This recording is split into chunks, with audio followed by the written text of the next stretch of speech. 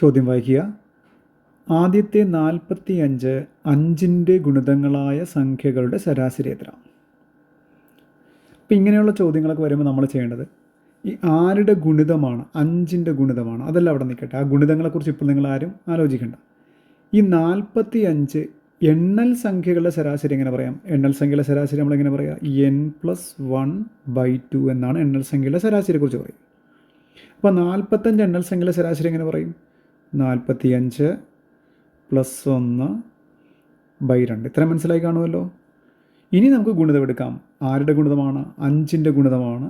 അപ്പോൾ ഇൻറ്റു 5 എന്നോട് കൊടുത്തേക്കുക, വേറെ ഒന്നുമില്ല. 45 1 46, 46/2 എന്ന് വരും. 46/2 23 അപ്പോൾ 23 × 5 എന്ന് വെച്ചാൽ 115 എന്ന ആൻസർ. കണ്ടോ, ഓപ്ഷൻ കിടപ്പുണ്ട്.